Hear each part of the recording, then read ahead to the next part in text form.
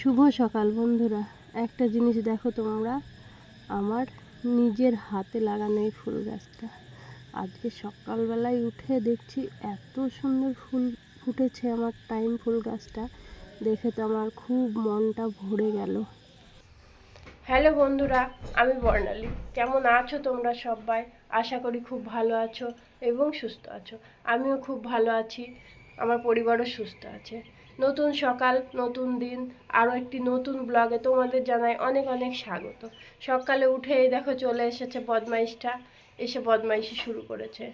সারাক্ষণে বদমাইশি করে। সকাল তো অনেক আগেই হয়ে গেছে, আমাদের চাটাও খাওয়া হয়ে গেছে, এখনও কাজকর্মে হাত দিইনি, শুধুমাত্র বাসি কাজটাই সারা হয়েছে। তো চলো এবার কাজটা সেরে বা আরও ঘরের কাজ আছে সেগুলো সেরে রান্নাঘরে যাব। এই দেখো কেমন আমাকে এবার হামি দেওয়ার জন্য প্রস্তুতি নিচ্ছে। হাই করো, একটু হাই করো। হাই বলো, তোমার নাম বলো তো। বলো বন্ধুরা, বন্ধুদের বলো, বলো ভালো আছো তোমরা, বলো। এখানে আসো, এখানে আসো।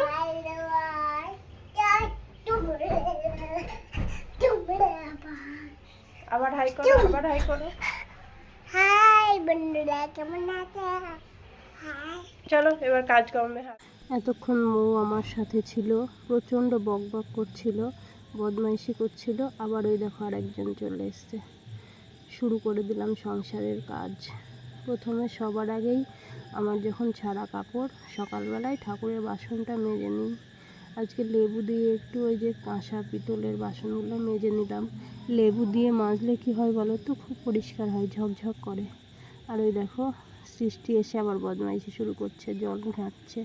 আর আমার একটা কাস্টমারও এসে দাঁড়িয়ে আছে ভুরু প্লাগ করার জন্য। তোর ভুরু প্লাগটা করে দিই চলো, তারপরে কাজে লেগে যাব। তারপরে এই যে কাজ শুরু করে দিলাম।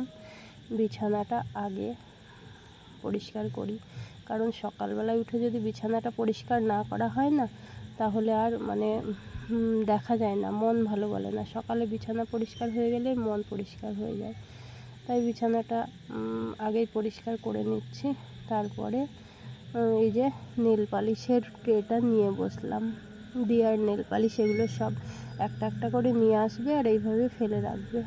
একটু ধুলো পড়েছে ট্রেটায়, 3-4 দিন মতো পরিষ্কার করা হয়নি। আর দেখো আমাকে দেখে একদম পাগলি পাগলি মনে হচ্ছে, জানো তো। ইচ্ছেই করে না যে মাথা আঁচড়াবো কি সিঁদুর পরবো।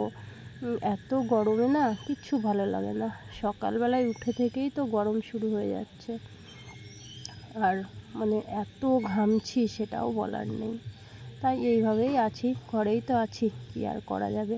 এদিকে সৃষ্টি আমাকে হেল্প করছে নেল পালিশের ট্রেটা সাজানোর জন্য।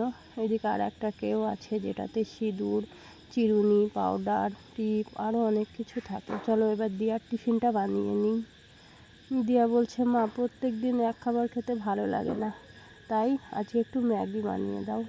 তো ঠিক আছে চলো, মেয়ে যেটা খাবে সেটাই তো করে দিতে হবে বলো। তাই ওর জন্য একটু ম্যাগিও বানিয়ে নিলাম। আমিও একটু হালকা পাতলা কিছু খেয়ে নেবো। সকালবেলায় যদি কিছু না খাওয়া যায় না, তাহলে পেটটা খালি খালি করে, কিছু ভালোও লাগে না, কাজও করতে ইচ্ছা করে না। তাই আমি একটু ছাতুর শরবত করে খেয়ে নেবো। ছাতুর শরবতটা বানিয়েও নিলাম, এবার দুজনে একসাথে বসেই খেয়ে নেব। তারপরে আবার রান্নাঘরে যাব। কি মনে হয় জানো তো, এত গরমে মনে হয় যেন সব থেকে কঠিন কাজ হলো রান্না করা, রান্নাঘরে থাকা। রান্নাঘরে থাকা গরমে কি যে কষ্টের কাজ সত্যিই। তারপরে দেখো সকাল সকাল সবজিও নিয়ে নিয়েছি। আজকে বেশি সবজি নিইনি, শুধুমাত্র একটু কলমি শাক আর পটল নিয়েছি। বেশি কিছু রান্না করব না, নিরামিষ হবে আজকে। আর এদিকে আমি অ্যাকোয়াগার্ড থেকে রান্নার জলটাও নিয়ে নিচ্ছি। রান্নার জল আমি অ্যাকোয়াগার্ড থেকেই নিই, তাতে ভাতটা একদম পরিষ্কার হয়, তরকারিও ভালো হয়। আর কলমি শাকটাও বানিয়ে নিয়েছি। কলমি শাকটা আজকে শুধু কালো জিরে আর কাঁচা লঙ্কা ফোড়ন দিয়েই করছি, কারণ আজকে তো নিরামিষ, রসুন দেওয়া যাবে না। রসুন না দিলে খুব একটা ভালোও লাগে না, কি আর করা যাবে। এদিকে আমার ভাতটাও নেমে গেছে। আর এদিকে সয়াবিন ভিজিয়ে রেখেছি। সয়াবিন আবার দিয়া ভালো খেতে চায় না, কেন কি জানি, আমার তো খুব ভালো লাগে। সয়াবিন অল্প তেলে এই যে কষে নিচ্ছি, কারণ সয়াবিন যদি না কষা যায় তাহলে খেতেও ভালো লাগে না। আর সয়াবিন আবার বেশি কষলে এমনি শক্ত হয়ে যায়, তাই হালকা হালকা কষে নেব সয়াবিনটা। সয়াবিন কষাও আমার হয়ে গেল। সব জোগাড় করেই বসেছি রান্না করতে, তো রান্না তাড়াতাড়ি হয়ে যাবে। রান্নাঘরে বেশিক্ষণ গরমে থাকা যায় না। আর এই দেখো অল্প করে তেল দিয়ে দিলাম কড়াইতে, আর একটু শুকনো লঙ্কা আর একটু পাঁচফোড়ন দিয়ে দিলাম, কারণ সয়াবিন আলু পটলের একটা তরকারি করব। আমি খুবই কম তেল খাই তরকারিতে, তেল মশলা এগুলো খাওয়া আমার নিষেধ আছে ডাক্তারের। আর যদি মানে আঁচটা কমিয়ে দিয়ে অল্প তেল দিয়েও যদি কষা যায়, তরকারির স্বাদ কিন্তু কোনো অংশেই কমে না, জানো তো। আমি এটাই করি, অল্প তেল দিলেও ঢেকে ঢেকে চাপা দিয়ে অনেকক্ষণ ধরে কষি, খুব সুন্দর কষা হয় কিন্তু, আর সেই তরকারিটার স্বাদ অনেকটাই ভালো লাগে। তো মশলাটাও দিয়ে আবার ওইভাবেই আস্তে আস্তে কষে নিলাম। আর আমি তরকারিতে সবসময় গরম জল দেওয়ারই চেষ্টা করি, তাই অন্য একটা পাত্রে গরম জল করে রেখেছি, সেই গরম জলটা এখন ঢেলে দেব। বন্ধুরা, তোমরা যে যেখান থেকেই আমার ভিডিওটা দেখছো না কেন, আমার এই যে কাজ রান্না বান্না সব কিছুর মধ্যে যদি তোমাদের একটুও কোনো কিছু ভালো লেগে থাকে, তাহলে আমার চ্যানেলটাকে একটু লাইক কমেন্ট করে একটা সাবস্ক্রাইব করে আমার চ্যানেলটার পাশে থেকো। আর যারা এই কাজটা অলরেডি করেই ফেলেছো, তাদের জন্য তো আমার অনেক অনেক ভালোবাসা। এইদিকে তরকারিটা বসিয়ে আমি ওই যে আমার ডাল সয়াবিন সব কিছু যে কৌটোগুলোতে রাখা থাকে, সেই কৌটোগুলো একবার মুছে নিচ্ছি, কারণ এগুলো প্রত্যেক দিন মোছা যায় না, আর দু একদিন পর পর না মুছলে এগুলোতেও তেলে ভর্তি হয়ে যায়। রান্নাঘরে যে জিনিসই থাক না কেন, দু একদিন পর পর না মুছলে সেগুলো তেল চ্যাটচ্যাটই করে। আর এগুলো যখন ডাল সয়াবিন যাবতীয় যা কিছু রাখা থাকে, সেগুলো যখন শেষ হয়ে যায়, তখন একবারে নামিয়ে মানে ভালোভাবে সার্ফ বা সাবান দিয়ে পরিষ্কার করে আবার তারপরে জিনিস রাখি, আর সেটাই আমার মনে হয় ভালো হয়। তো আমার এদিকে সব কিছু মোছামুছির কাজ হয়ে গেল।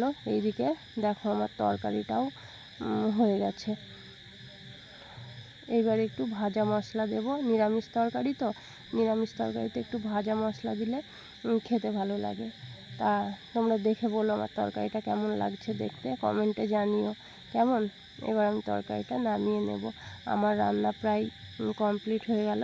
আজকে রান্না করলাম শুধুমাত্র সয়াবিন আলু আর পটলের তরকারি, কলমির শাক ভাজা, আর সঙ্গে টক দই আছে, স্যালাডও আছে দুপুরে খাওয়ার সময় দেখাবো।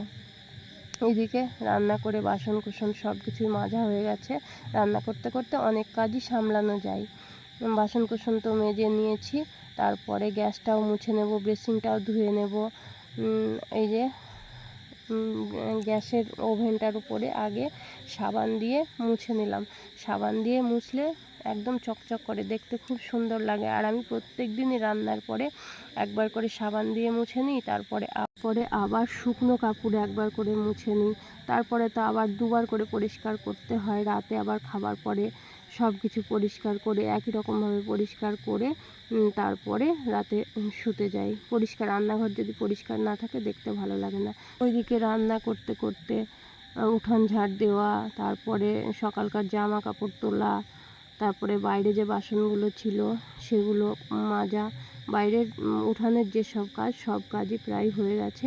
এবার বেসিনটা পরিষ্কার করে নিয়ে আমি আবার চলে যাব একটু বাইরের কাজে।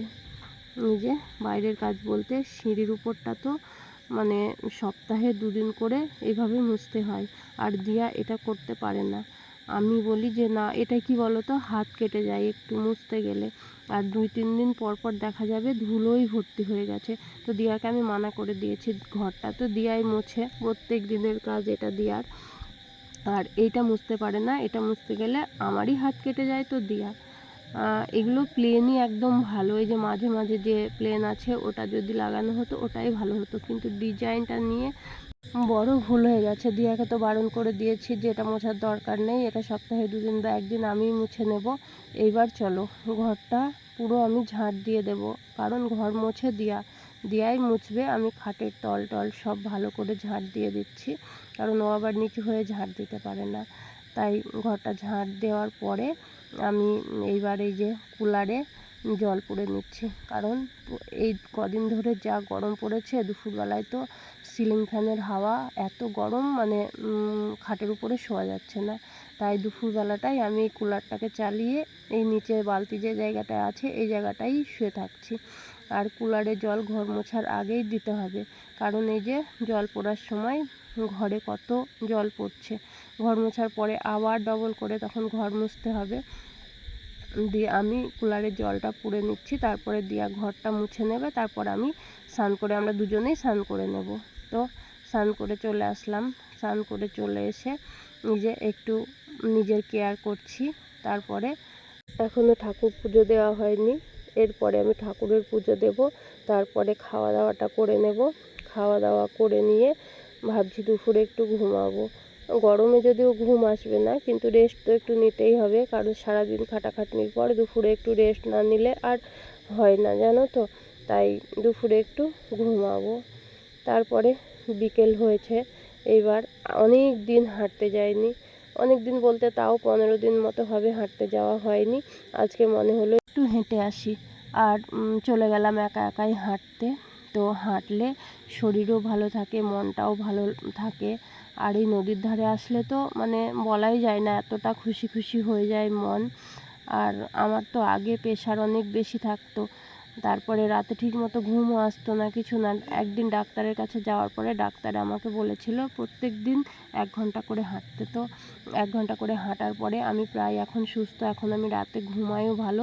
কিন্তু প্রত্যেক দিন তো হাঁটা আর হয় না, হয়তো সপ্তাহে 2 দিন কিংবা 3 দিন হয়, আবার কোনো সপ্তাহে 4 দিনও হয়ে যায়। চলো এবার বাড়ি যাওয়া যাক। তারপরে এখন বাজে রাত 9টা, আমাদের খাওয়া দাওয়া সবই হয়ে গেছে। এই যে ঘরের পিছনে মন্দিরে আজ অধিবাস শুরু হয়েছে, তাই ছাদে এসে একটু বসলাম। আজ আর রাতের কোনো কিছু শেয়ার করিনি। দেখো মন্দিরটা দেখতেও কত সুন্দর লাগছে। আর এই ছাদে বসে বসে এখন একটু গান শুনবো, হাওয়াও আছে ছাদে, ভালো লাগছে। আজকের ভিডিওটা এই পর্যন্তই। ততক্ষণ সুস্থ থেকো, ভালো থেকো, সবাই নিজের খেয়াল রেখো। টাটা।